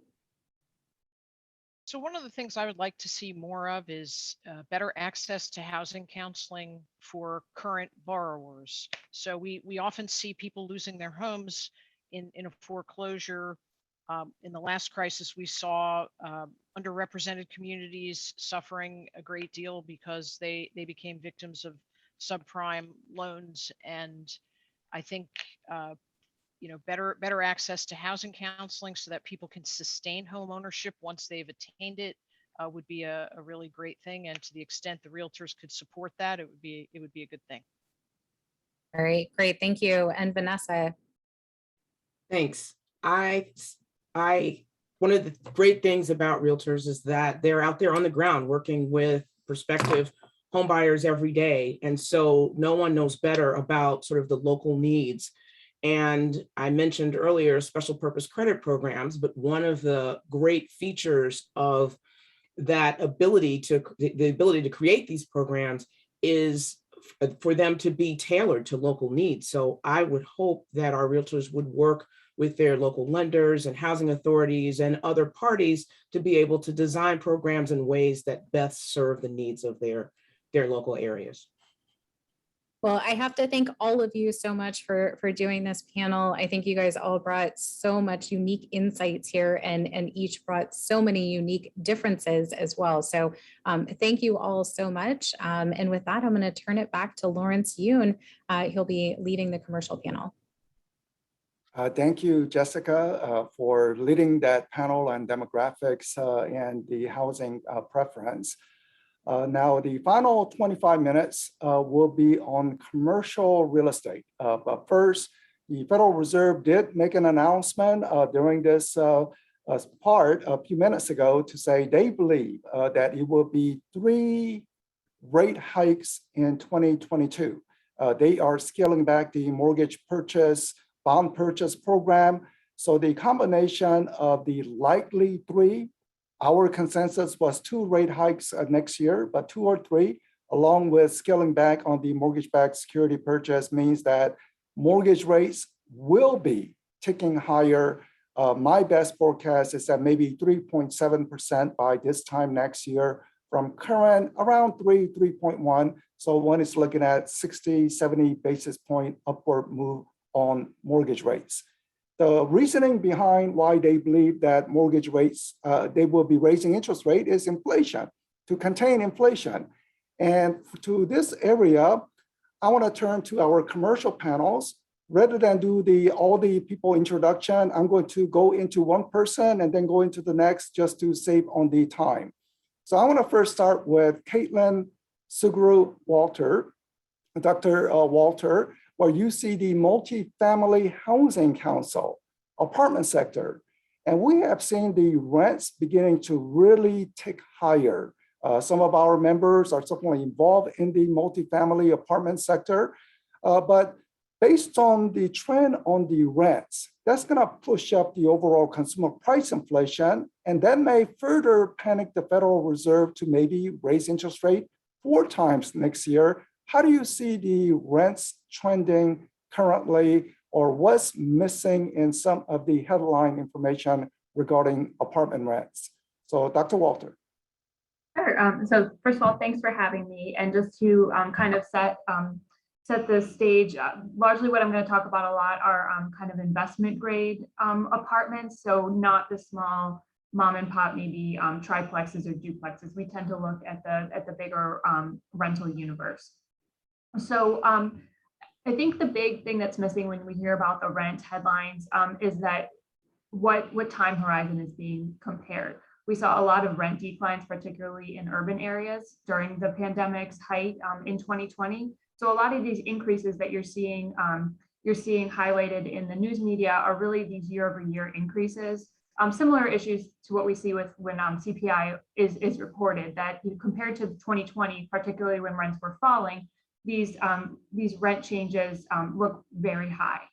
That being said, we are still seeing rent growth, and RealPage, one of the data providers we use a lot, they reported 0.4% rent growth from October to November. And looking at that, fourth quarter is typically when we see rent declines. People don't want to move when it's cold, that kind of thing. So it is notable that we are seeing some rent increases. And we are suffering from a lot of the same problems that you all are suffering from on the single family side. We don't have enough apartments, just like we don't have enough single family houses, and it's expensive to build them. So all these things, the price increases that impact the consumer, they're also impacting the operator. So I think we're still going to see some rent increases. We try not to forecast at NMHC, but I think we'll see some rent increases, but probably some moderation there. Great. So we know that apartment sector is coming around strongly because the job gains, again, with each passing month, more jobs and many younger people. I mean, they're not in a position to buy, so they are renting, vacancy rates declining. But one sector that has outpaced the multifamily is the industrial warehousing. The sector has been just booming, and pandemic certainly accelerated the upward movement. We have invited James Breeze, who is the Senior Director and Global Head of Logistic Research from CBRE. And what's happening on the industrial, or is the money coming in so strongly that there is really little return now? Cap rates having dropped to historically low levels. How do you see it? Yeah, so industrial has been performing really well the last decade from an occupier demand standpoint, but what we've seen the last 12 months has been mind-blowing. Over the last 12 months, 1 billion square feet of industrial warehouses has leased. That's 300 million square feet higher than the previous record. And we're seeing demand for a lot of reasons, but 4 major reasons. One is we're buying more online. Second quarter 2020, we were all stuck at home and we started buying online, and most of the consumers that started buying online continue to buy online. And this is requiring more warehouses and more locations to service this online consumer group.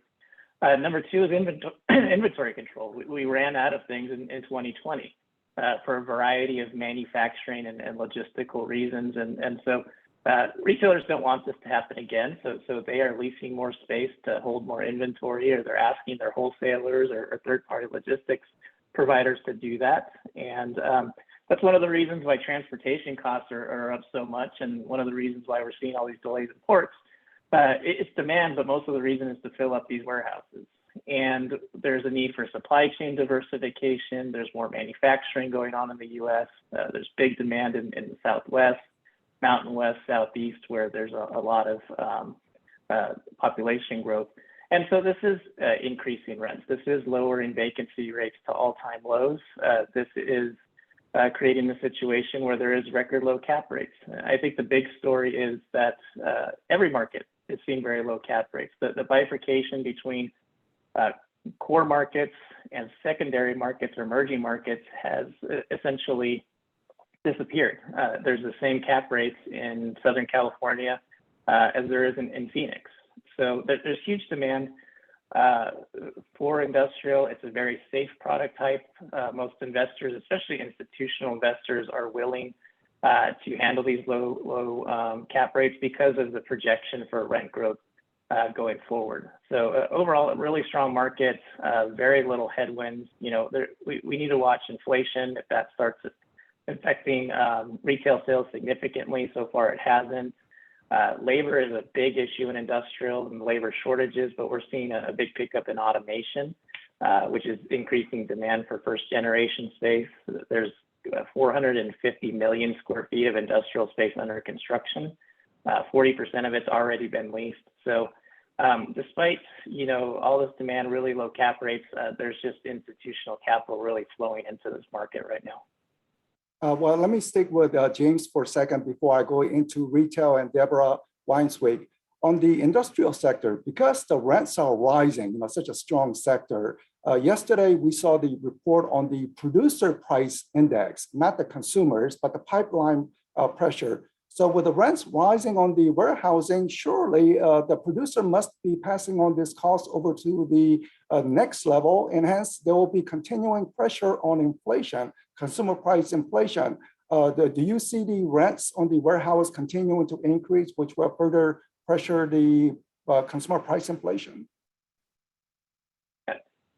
I think what's kind of interesting about rents that a lot of people don't know is if you look at supply chain costs, the total cost to get your product from the original point all the way to your home, rents only make up 6% of that, where transportation costs make up 50% of that, the cost to transport it. So the cost to transport it is affecting the price of goods much more than rents. And what we're seeing is that more occupiers are leasing more space to actually lower their transportation costs.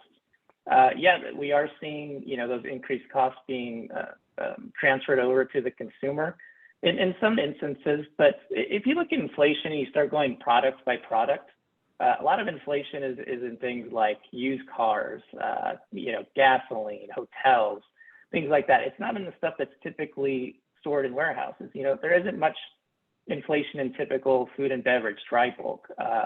in clothing. Those are the things where prices haven't gone up that much yet, and retail sales are still really strong. Now, like I said, if it continues long term, then there might be some sort of an issue. But internally, we think this is a transitory item. It's a supply demand item. Once manufacturing fully gets going in China and other parts of Asia, we diversify supply sources, inflation may go down in the second half of 2022. But if it goes a long way, yeah, that's a big headwind for the sector. Let me turn to the retail sector. So Deborah Weinswig, who is the CEO and the founder of Core Site Research. Again, all the bios are in our website. You can look at their detailed bio. So the consumer spending has been holding on very nicely. People said people are flush with cash because of the stimulus checks and the residual. The job market is tight. The brick and mortar retailers specifically, so not online purchase, but going out onto the street, brick and mortar retailers, they need to be more engaging in 2022, you say. Expand upon that. Yeah, I think that's a very good point. And so, this idea that not only are we in kind of a bit of an attention deficit, kind of because there's so many opportunities and so many places to not only spend our time, but also our energy.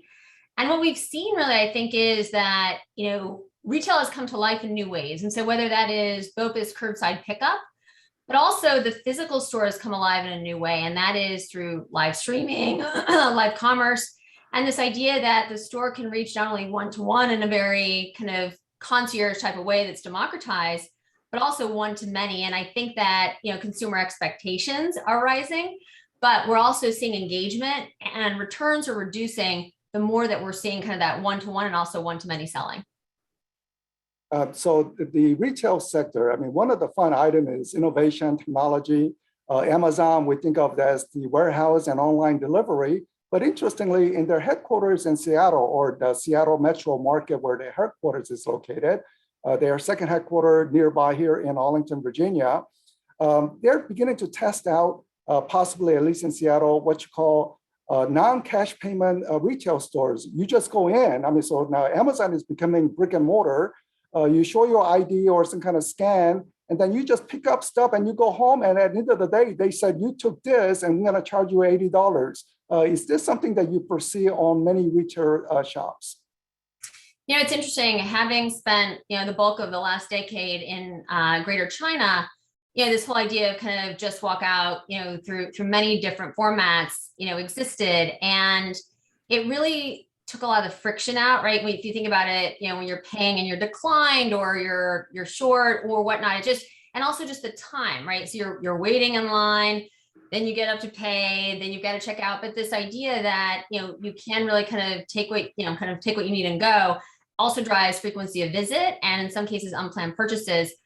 I think that's happening, but I actually think I'm going to push the conversation into what I view as, kind of another channel, right? So we've got brick and mortar, it's called physical. We've got digital through e-commerce. We have live streaming, live selling, live commerce, but we also now have instant commerce, right? And so I can get anything pretty much, in any city, right? Like GoPuff's in 1,000 cities, and the last city they came to was New York. So, it wasn't starting in major metropolitan areas, but this idea that I can get anything in 30 minutes, and because they have basically dark stores, right? In urban, close to the consumer is the right way to really put it.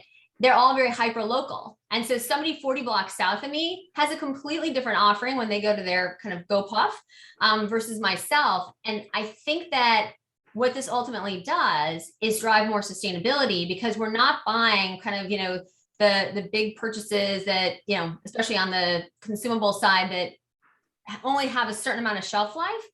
We literally can buy what we need, that day, 30 minutes before, if you think about it. And I think that we're starting to look at consumption in different ways. And I think this is also, right, it's like the Uberification of, right, getting your groceries, right? You can like watch the person and you start to develop a personal relationship with them as well. And so I feel like that's another kind of new way that we might see commerce come to life.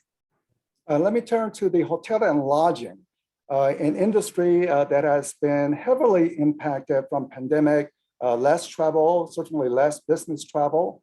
NAR recently completed our annual meetings in San Diego, California, where we had 10,000 realtors come to town, obviously hotel demand needs. So during the time that I was there, it seemed packed.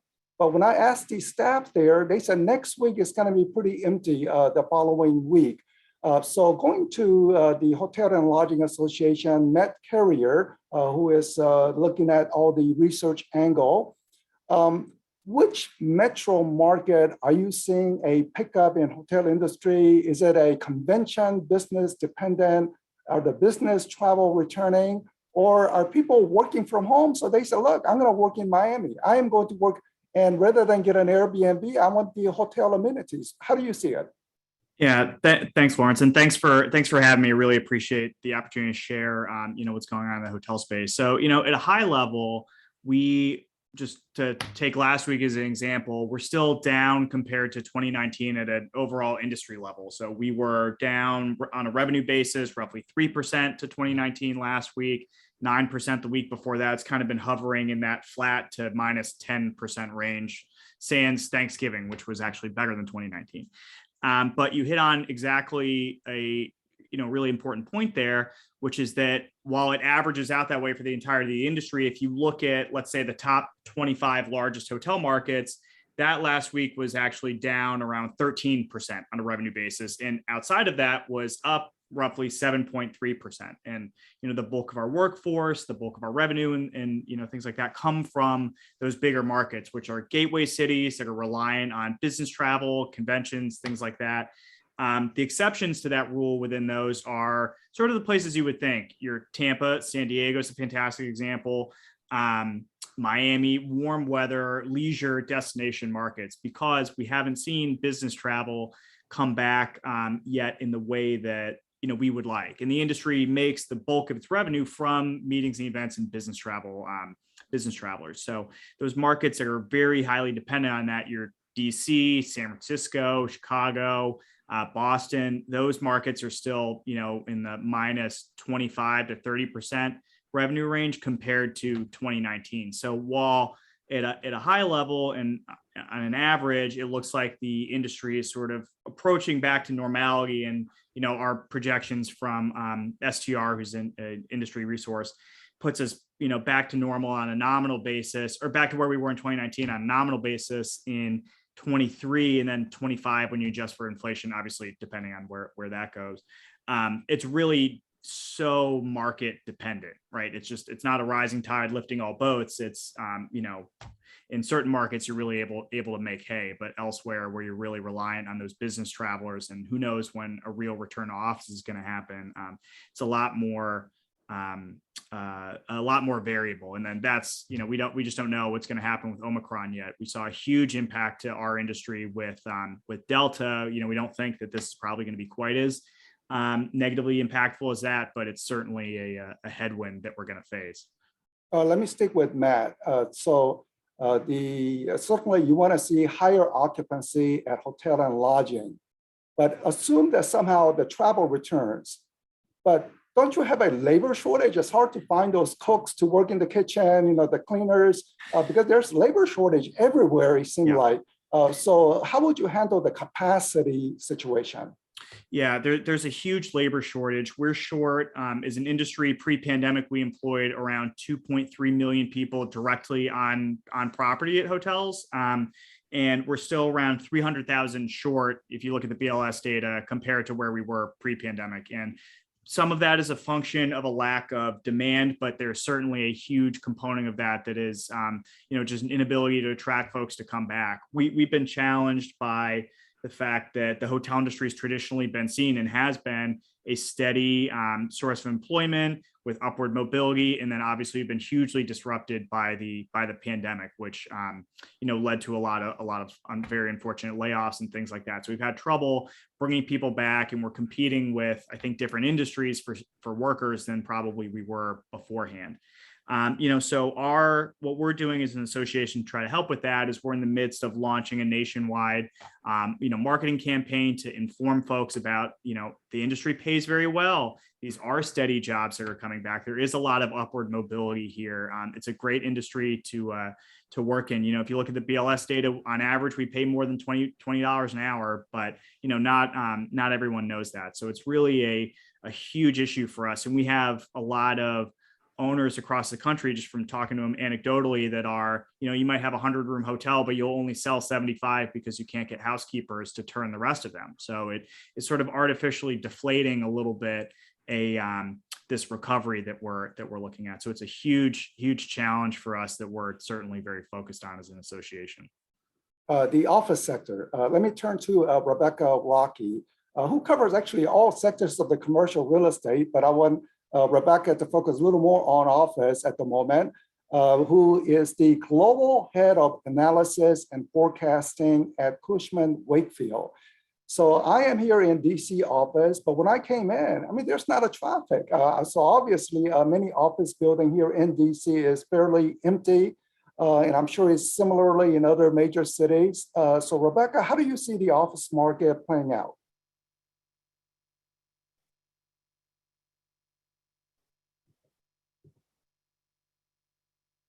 Sorry about that. I think, can you hear me now? Yes. Yeah, okay, good. I think what stands apart for the office sector, even in contrast to hotel and retail, which have faced also challenging times, not just in the pandemic, is that office is actually still going through its correction. The recovery on a pure fundamentals basis has yet to begin. So what I mean by that is we're still recording negative absorption. Vacancy is still rising. And to put that in perspective, in prior recessions, we've shed about 100 million square feet per recession in absorption. And we're now already at 179 million, so a factor of almost 1.8 above what we've seen in the past. And we still think there's more to come into the first half of next year. So I think that masks a lot of bifurcation, important nuance in the market.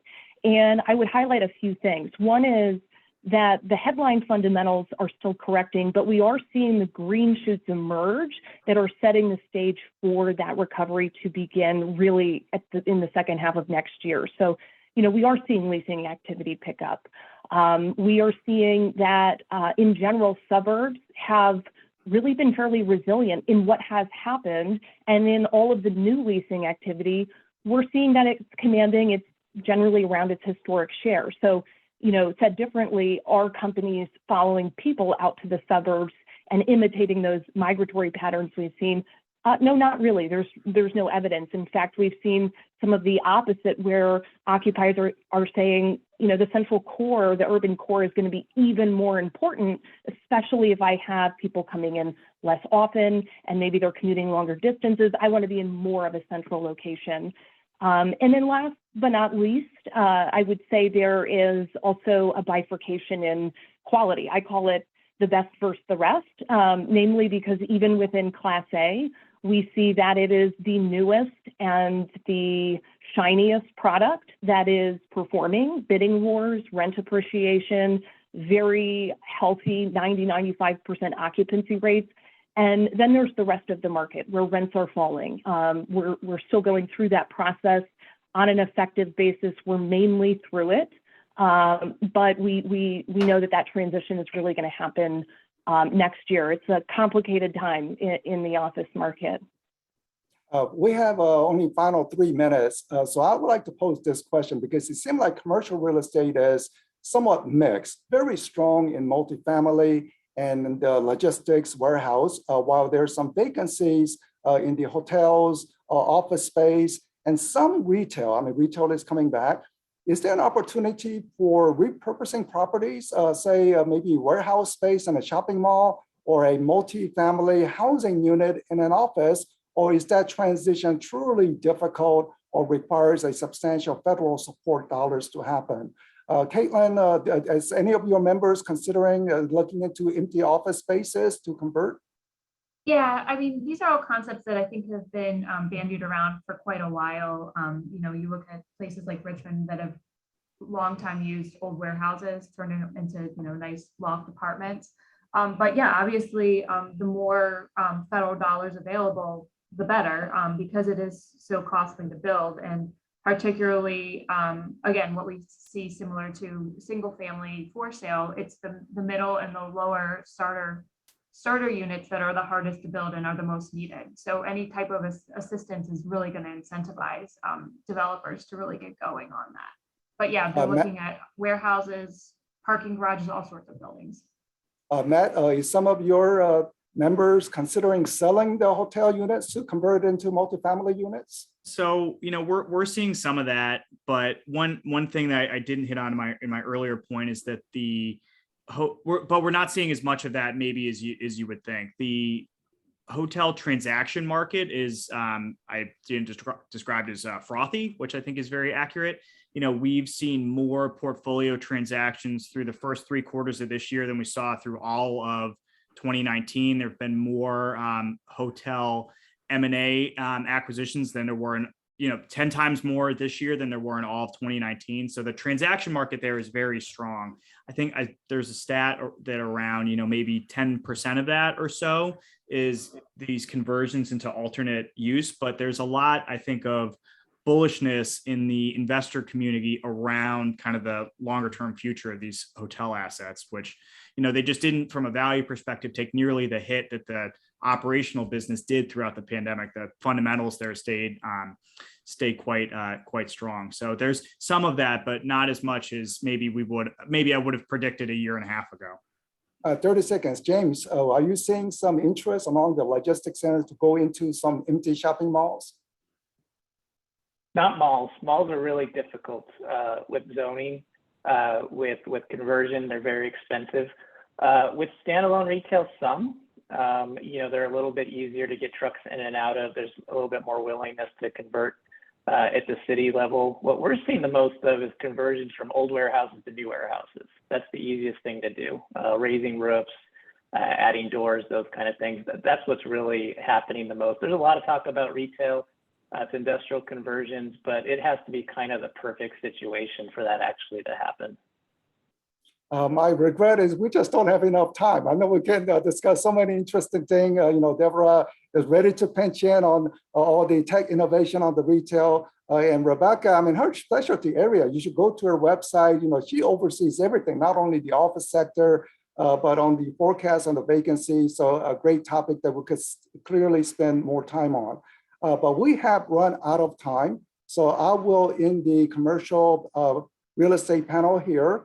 Now, for the closing remark is from our NAR CEO, Bob Goldberg. And I want to thank him immensely for coming up with the idea of having real estate summit.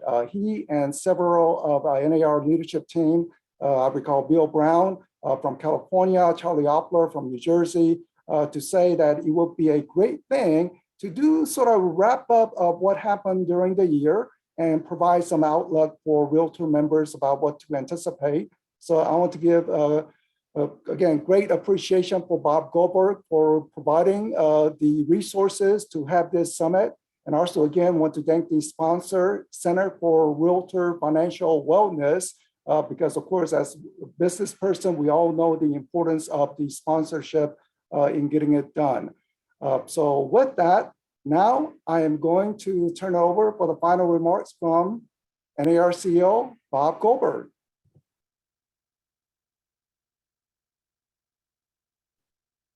Thank you for the kind introduction. Hi, everyone. I'm Bob Goldberg, and I want to thank each of you for joining us this afternoon for NAR's 3rd annual Real Estate Forecast Summit. Although we're closing this year's event, we hope to continue engaging with you on the issues that we focused on here today. Our research team does such a wonderful job capturing the numbers, stats, and figures that illustrate how important this industry, our industry, is to the nation. Real estate, of course, drives America's economy. Not only does it account for nearly 1/5 of the U.S. gross domestic product, but housing helps form the fabric of our communities, our families, and each of our lives. Given everything you've seen here today, so much work remains in front of us, particularly as it relates to increasing the supply of safe, affordable housing in this country. As you've heard, NAR research from earlier this year found that the U.S. is facing a housing shortage of roughly 6 million units.